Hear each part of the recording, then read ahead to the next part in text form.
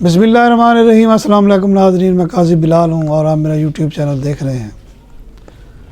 اب P T I نے ایک نئی دھمکی دی ہے، بلکہ اس پہ کر گزرے ہیں کہ انہوں نے آئی ایم ایف کو خط لکھ دیا ہے اور کہا ہے کہ یہ جو ہمارا مینڈیٹ انہوں نے چوری کیا ہے، لہٰذا ان کے ساتھ کوئی ڈیل نہ کی جائے، اگر کی بھی گئی تو کیونکہ مینڈیٹ ہمیں ملا ہے تو اس لیے ہم جو ہے نا اس کی کوئی کسی قسم کی ادائیگیاں نہیں کریں گے۔ اب آپ یہ دیکھیں کہ اس کا حل کس کے پاس ہے؟ جو حکومت ساز ہیں ان کو سوچنا چاہیے کہ آخر اس نہج پر لوگ کیوں جاتے ہیں۔ اب آپ کل کی بات سنیں تو بڑا حیرت بھی ہوئی کہ عمران ریاض بڑی مشکل سے صحت یاب ہوا تھا، پھر اس کو اٹھا لیا گیا ہے۔ اب جو ہے نا وہ توہین اسٹیبلشمنٹ نہیں ہوئی بلکہ توہین عدالت ہوئی ہے۔ ان کے چیف جسٹس کے خلاف انہوں نے کوئی پروگرام کیا ہے۔ یہ تو پتہ ہے کہ وہ ڈائی ہارڈ ورکر ہیں، صحافی نہیں ہیں پی ٹی آئی کے، وہ حق بات وہ کرتے ہیں جو پی ٹی آئی کے حق میں ہو، اس میں کوئی شک نہیں ہے۔ اور 90% ہمارا میڈیا جو ہے نا وہ بکڈ ہے، میں انہیں کہتا ہوں بکڈ میڈیا، بکا ہوا میڈیا ہے۔ یعنی کہ اب آپ اٹھا کے دیکھ رہے ہیں سما سے لے کر، ہم نام لینا مناسب نہیں ہے، جیو کو دیکھ لیں، یہ سارے کے سارے بکڈ ہیں۔ یہ ایک جماعت کے حق میں اتنے اس کو آسمان پر بٹھا دیتے ہیں اور دوسری جماعت کو جو ہے نا وہ زیرو کر دیتے ہیں۔ اور یہ آج سے نہیں ہے، یہ شروع سے ایسے ہوتا رہا ہے کہ اس پہ جو ہے کبھی اسٹیبلشمنٹ کی مہر لگ جاتی ہے، وہ ان کو قابو کر لیتی ہے، کبھی جناب سیاسی جماعتیں ان کو نوازتی ہیں، اینکر بھی وہی بنتے ہیں جن کو نوازا، جن کی منظوری ہوتی ہے۔ عام بندے کی ایڑیاں رگڑ رگڑ کے مر جائے اس کو اینکر نہیں بن سکتا۔ معیار جو ہے وہ میں نے آپ کو بتا دیا ہے۔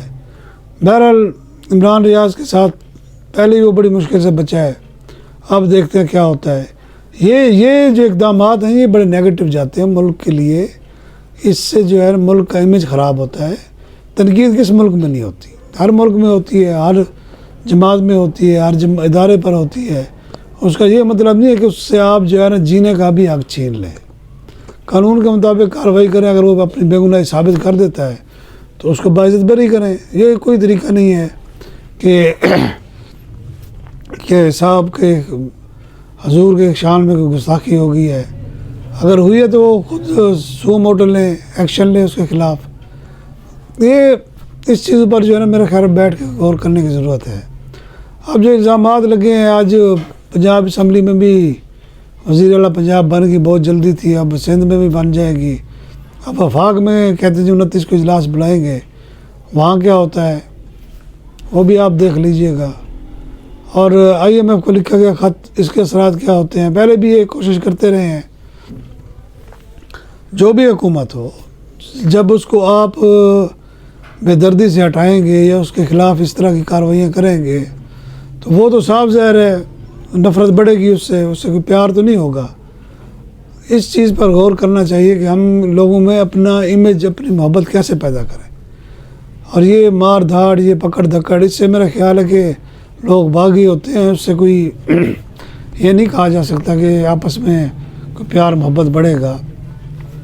دوسری جانب آپ دیکھیں جو اہم خبر ہے وہ یہ کہ جناب وہ درخواست دے دی اسلام آباد ہائی کورٹ میں کہ جی جو سابقہ خاتون اول ہیں بشریٰ بی بی، ان کو زہر دیا جا رہا ہے۔ یہ اتنی بڑی خبر ہے کہ اس پر تو فوری تحقیقات ہونی چاہیے۔ یہ نہیں ہے کہ وہ بشریٰ بی بی ہیں، اس لیے بھی کہ اگر کوئی آپ کا سیاسی مخالف ہے اس کو ایلیمینیٹ کرنا کہاں کا، کون سی انسانیت ہے، یہ ہمیں سمجھ نہیں آئی۔ اب جو آپ کے مزاج کے خلاف ہے آپ اس کو اڑا دیں، یعنی ملک میں وہ جو ایک انسانی حقوق کے جو آئین میں دفعات ہیں، آرٹیکل ہیں، وہ پھر ختم کر دیں، پھر ڈکٹیٹرشپ کا اعلان کر دیں، یہ تو کوئی بات نہ ہوئی۔ اور پھر جب اس بارے میں بات کی جاتی ہے تو وہ کہتے ہیں جی تو پی ٹی آئی کا پروپیگنڈا بھی بہت مضبوط ہے، وہ تو ایسے ہی جھوٹ بولتے ہیں۔ چلیں اس کو چھوڑیں، 2 دن پہلے کی بات ہے، ابھی تک وہ فساد تھما نہیں ہے، اللہ کرے وہ تھام ہی جائے۔ اور جسٹس قاضی فیاض عیسیٰ کا کوئی chief justice of Pakistan justice قاضی فیاض عیسیٰ صاحب کا کبھی اس فیصلہ تھا، اس پر بھی آج میں ایک جمعہ پڑھ رہا تھا تو وہاں بھی مولانا کو پتہ نہیں کچھ آتا جاتا ہے یا نہیں ہے، یہ اللہ بہتر جانتا ہے، لیکن ان کی گفتگو سے یہی لگتا ہے کہ وہ پیدل ہی ہیں۔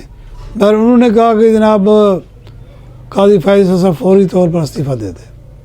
اور یہ ایک مسجد سے نہیں، ہزاروں مساجد سے اس قسم کے جو ہے نا وہ اعلانات ہو رہے ہیں.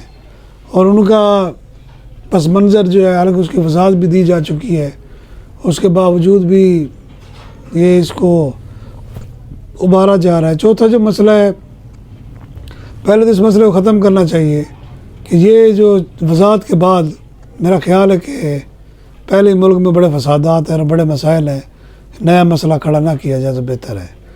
چوتھا آ جائیں جناب چٹھا صاحب پر، ان کی ڈی بریفنگ بھی ہوئی ہے، بلکہ ان کے جو وہ کہتے ہیں نا کہ سافٹ ویئر اپڈیٹ بڑا اچھا خاصا کیا گیا ہے. جو کمشنر راولپنڈی تھے، شرم نہیں آتی، ریٹائرمنٹ کے قریب پہنچ گئے ہو تم، یعنی کہ پوتے نواسوں والے ہو اور ایک خاندان میں عزت بھی ہوگی آپ کی.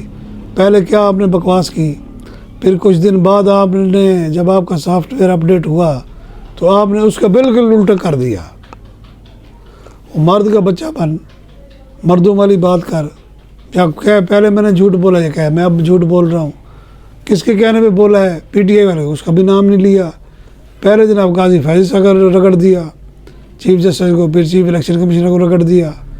پھر اس کے بعد جناب جب انہوں نے لتر پریڈ کی جن کے ہاتھ میں ڈنڈا ہوتا ہے، تو پھر آگے کہتے پی ٹی آئی کے ایک بندے نے مجھے کہا تھا، میں اس کے ساتھ لاہور گیا تھا، شرم آنی چاہیے. یہ ملک میں سیاست ہو رہی ہے، تو بتائیں اس ملک کے حالات کیسے ٹھیک ہوں گے؟ جہاں دوست دھاندلی بدماشی ہو وہ معاشرے تباہ ہوتے ہیں.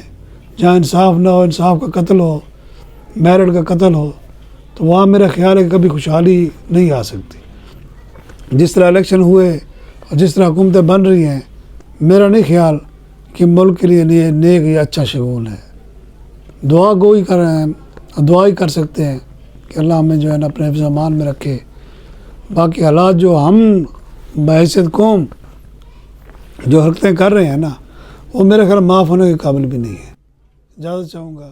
اللہ حافظ.